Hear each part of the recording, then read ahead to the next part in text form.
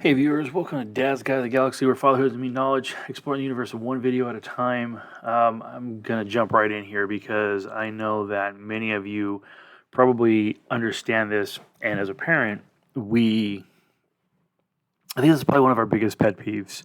When we're younger, we're in a rush, we're trying to do things, get things done, and that way we can move on to the next task. Our attention spans are much shorter than what they are, and we just want to finish something. Now, disregarding any possible quality, we oftentimes have to learn the lessons of going back in and doing things again. But as adults, this isn't a lesson we should be learning anymore. This is something that we should, at this point in our lives, have down pat fairly, you know, abundantly, I should say. The problem is we don't. Okay, so for example, let's say you work in a trade and you're a professional and let's say you lay tile. Well, depending on what you're doing with the tile or where you're laying it, there are certain things that you want to, have control over. There's certain things that you want to be able to control. And let's say you don't have as much control over certain things, but you try to do the best you can, right? So there's a couple different scenarios. Well, no matter what the scenario is, time always plays a part. If you're rushed, it's going to go bad. If you do it too quickly, it's going to look terrible, or it's not going to be as reliable or sturdy or set. So I don't get how adults can function currently with there being such a disconnect in how they currently do things. So yes, you work at a trade. Let's say you're helping and you're building out a new home. Okay, great. Know your job. Know what you're supposed to do. You shouldn't have other grown adults telling you. And if you're putting down tile in a shower, or you're doing the framing for the tub area, you shouldn't have to worry about whether or not water is going to be running against the wall. It should be sloped away from the wall. That should be something that you should be verifying throughout the process. So from the person doing the framing to the person doing the tiling, this should all be one solid factor, right? Then, of course, if you're working with a bunch of teams, let's say, for example, you manage others and other contractors who are doing this job, it should be your responsibility to have somebody that verifies all this information. There should be a checklist that you go through, whether you have it on paper as a procedure or a checklist in your head that you walk through at least to say, hey, you know what? Am I doing this job right, or am I going to have to come out here and do it again? Because, when you're younger, you don't want to spend your money on silly things. You want to spend your money on the things that you want. When you're older, you want to make sure your money's well spent. So, having somebody come in, do the job right the first time so they don't have to redo it again. And, the other factors that are involved, the inconvenience, you missing time off from work, you not being able to utilize whatever that is for the repair, say it's a bathroom. There are so many variables that just make you want to pull your hair out when it's not done right or people don't take their job seriously. And I get it. Many people are freaking out. Many contractors left the industry because of the crash back in 2000. They say 2008, but it actually started in 2005. We started to see a decline then. But again, I don't know why you would need to leave the industry. If you're good, you would continue to be good and you'd be able to adapt to other things. And as many houses that were out there, as much as people had lost their butts on, there's still ways to recover. And even with the market coming back, you would think that you would jump back into it and say, hey, you know what? I'm going to get back into it because I know I was really good at this and I, kept my ratings here and had this there and whatever it may be. But that's not happening. We have all these younger individuals, all these people who really did a poor job during that time frame, who are coming back into the industry and are taking advantage of this flux. And the unfortunate part is many of them suck. They don't know how to do their job. They don't know and understand quality. They don't know how to verify the processes they're going through. And they like to do things out of order, which doesn't make sense to me because when you do that, you're only working harder, not smarter. And so, there's a disregard to other contractors, especially when you're doing something that involves other people's time. Take a moment, be courteous, say if I'm not done with this, do I need to reach out to the next person and let them know, hey, you're going to have to reschedule? If there's a delay in the time frame, do I need to worry about rescheduling something else?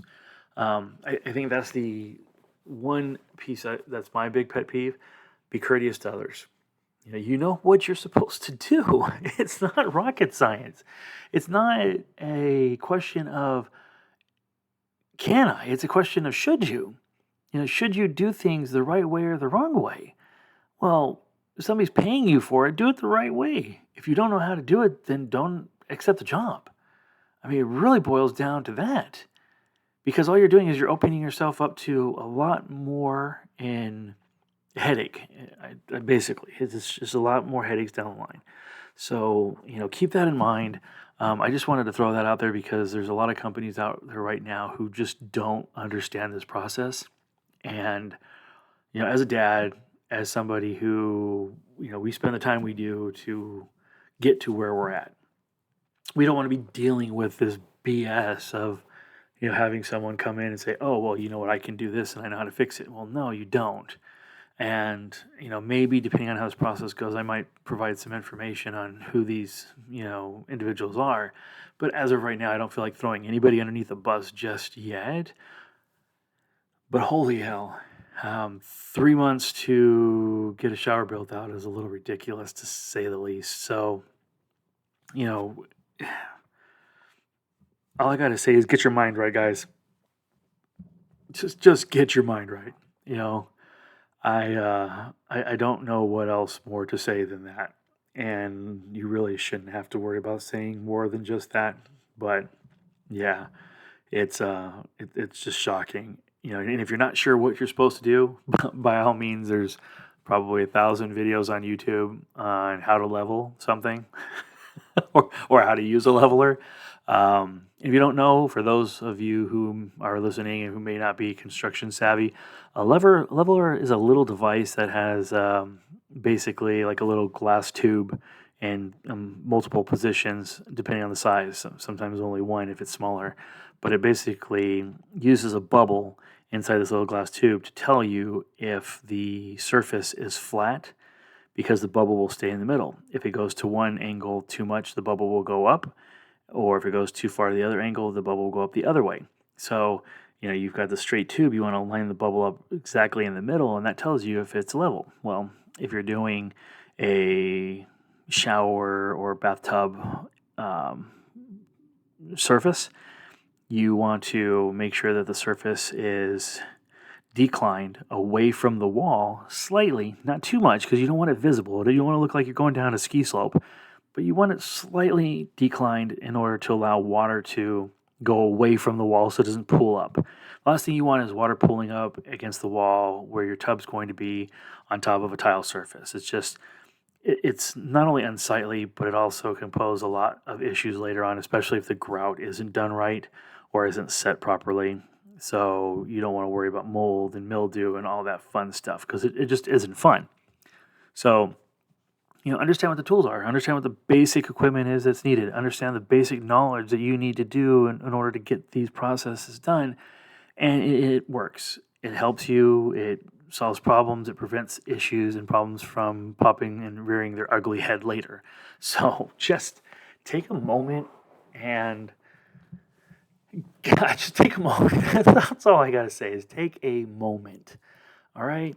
And, that could kind of carry over to other things in your life and other aspects of what you do throughout the day. Just take a moment. Think about what it is you're doing and how to do it. And if you're not sure, find a resource. For the love of God, find a resource. There are millions of examples out there, millions of videos out there.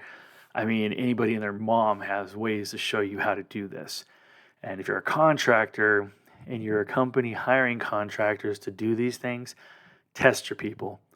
Verify that they know what the processes are. Don't just have them show you. Have them explain what it is that they do. What's their thought process when they're putting something together or they're laying some tile down or laying carpet down? What are they checking for? What are they looking for to prevent the person from having to deal with that later? Are they going through some basic troubleshooting steps? Are they thinking about what that's going to look like? Or are they just throwing the stuff down to be done? Because at the end of the day, if it's a contractor that works for you, I'll tell you right now, it's going to cost you time and money when you have to go back out there to fix it. So do you want it done right, or do you want to keep doing it? That's, question I have to all the contracting companies out there. And, maybe that can account for some of the bad reviews that you guys are getting. Honest feedback is still feedback, whether somebody likes a job or not. Did you miss a core, consideration? Did you quality check with them? Did you keep them informed? Did you keep communication up? Let them know where you're at and what's going on with the process, so they're not left wondering and trying to guess and reaching out to you for information. It should be the other way around. They should never have to call you or email you or text you. You should always, always, always be the one to make first contact and to keep them up to date. Especially even if, like, let's say, for example, you're waiting on materials to get ordered or built out or shipped. Hey, we ordered these out, but they haven't come in yet. It takes 5 seconds of your time to make that call or shoot that text or maybe send that email. So I don't get it. I really don't, because there's no excuse for failing for something so simple. It's just respect. So, yeah, I'm sure a lot of you probably understand and have the same complaint. And, obviously, if, you're feeling the pain, by all means, feel free to list some examples or throw some information out there if you want to jump over to our YouTube channel and post and comment. I'll probably post this video out there as well on the podcast section. But,